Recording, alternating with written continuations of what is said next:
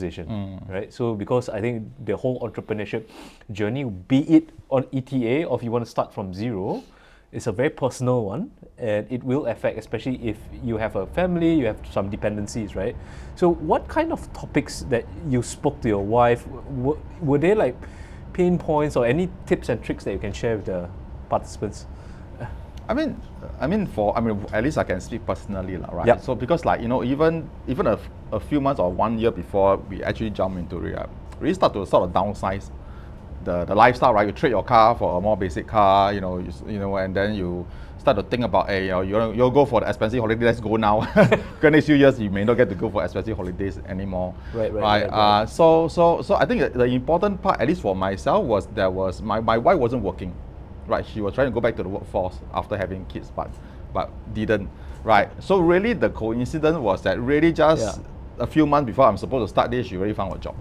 Okay. Right, so that is really something that comes quite handy for me. Right. And then she was like, oh, you can do it after I find a job. Okay, and she does manage to do that.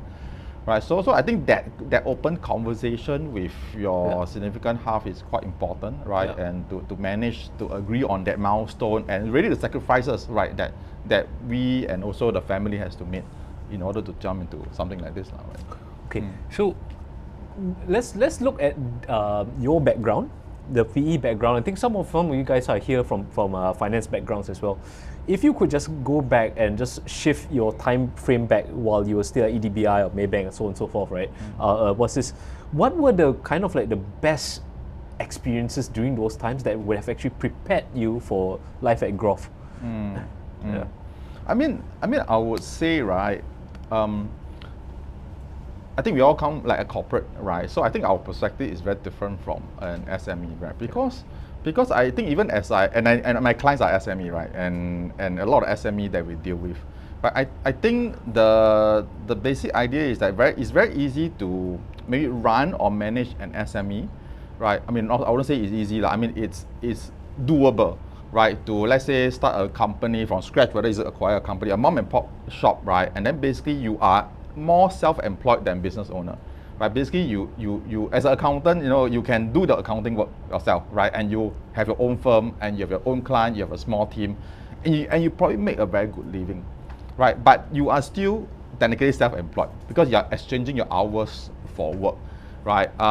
And that is a limit to your ability to scale because you are more self-employed than business owner or investors in that manner, right? So I think the part where I felt my career path has been helpful for me is to having that perspective and to really understand that is not what I want to be, right? And always focus to be more a business owner than a self-employed, right? And therefore we have always continued to think about how do we actually scale and build the business in terms of capabilities, right? In the sense that I'm not like trying to squeeze cash flow out of the business every year, right? I'm trying to invest into the business to build out talent pool and other capabilities, right? Such that basically I don't need to do so much work, right? So that's the end goal that we want. Right. No, thank you so much for that.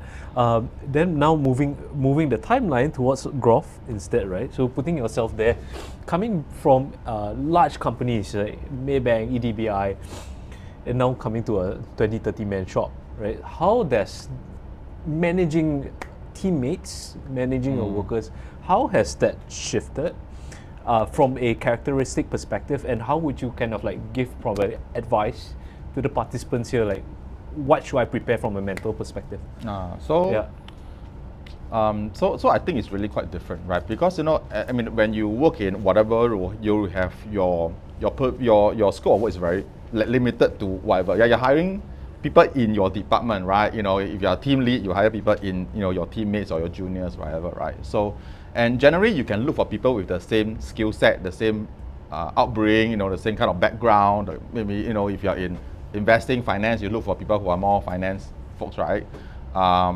Whereas as you manage a different company, you do have to hire people from different skill sets, right? And in addition to that, you don't have the branding of your brand, right, to actually attract people, which is difficult. I mean, honestly, from Singapore labor market is quite tight, right? Really, the youngsters have a lot of job options, right? And for a no-name company, it is hard to attract good talent, right?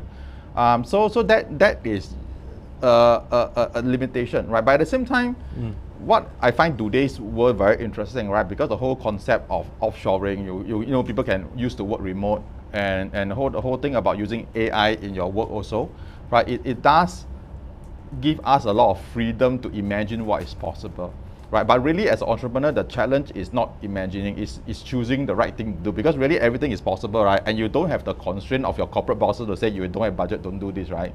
And this is not your problem, don't think about it.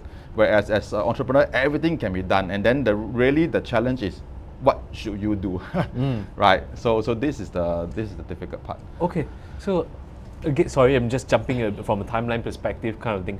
So the initial question was actually asking you about your business selection criteria, but it seems as if like you already had a target in mind from the get-go, right? So I'm going to just modify that question a little bit here. So you mentioned that you acquired the business from a one-man shop, so with the uncle, right, you were saying. How did that conversation, transpire? Like from a managing, which we'll cover in the workshop, by the way, managing a very, very emotional asset that one person, that uncle has, right? How did they agree to actually? How do you convince him to actually sell it to you? And what were there any tips and tricks if you were to repeat that whole process again? Yeah.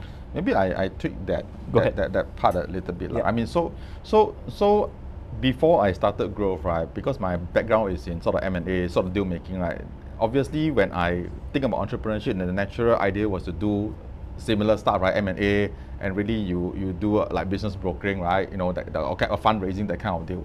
So I actually tried that for 6 months, right, actually before I joined EDB. I tried that for 6 months, and I realized it's not my cup of tea, right, and I think why is really because it's the cash flow, right, because the certainty of getting a business in, to me, is I don't know, right? You get a deal done. Yes, it's maybe 2 years of living expenses, right? But then you don't know when you get the next deal done, right? It can be 2 years, can be 3 years, it can be the next 3 weeks, right? You don't know, right? And that was my decision where, that's not the kind of business I want to be doing, right? I'd rather do a kind of business where there's certainty. Every day I win a bit, right? I may lose a bit, but I win a bit, and I may not win 2 years of cash flow, but I win a bit every day, right? And I can see it building out and going. So that was my own internal criteria as to what kind of business I want to go into, right? Just like you're saying, how do you convince the seller? The seller was a bit of a different situation. He was already keen to sell, right? Because he's quite old, right? So I know he has been on the market for quite some time. Right, so I don't think that was any issue in convincing. Of course, there's a negotiation about pricing, about valuation, right? And also, of course, we also do due diligence as well, right? But I don't think there's a lack of motivation for the sellers to be disposing of it. Was it a competitive bid? Like okay, got it. So I'm at the end of my questions for Weng Leong. I would love to open up for the floor. So I use this opportunity to ask someone who has been there, done that, right? Yeah. How you find the seller? Wow. I can't remember. I think so. I think so. Yes. So when I was doing the first part of my entree, the 6 months when I'm doing M&A, right? The thing is about you need to go and meet people, right? So you end up you meet a lot of people, and you have a lot of time. So you really go and meet people, and you make a lot of contacts, right? The other part of it is that when you meet people, right, a lot of people will pull you in different directions. They'll tell you, why don't we come and do this? Why don't we come and do this? Why don't we come and do this? And then you start to get stressed about it. And this is the part I think we need to be careful and not get pulled in all directions. Because everything really can be done, You can do A, can do B, can do, but really but which one really fit what is your objective? Right? And if you get pulled in all directions, you end out that actually he's also not very serious about it. But you spend really 10 hours or 3 days or whatever, right, committed to that initiative really. So it's very important for us to guard your own time, right, to do so. But of course, getting contact, building a network is still very important, because that's how I met the uncle in the first place, right? But then you need to be cautious and protective of your own time, because time is your own capital at that point in time. So for this case, you actually have some something you wanted already. You have some consideration.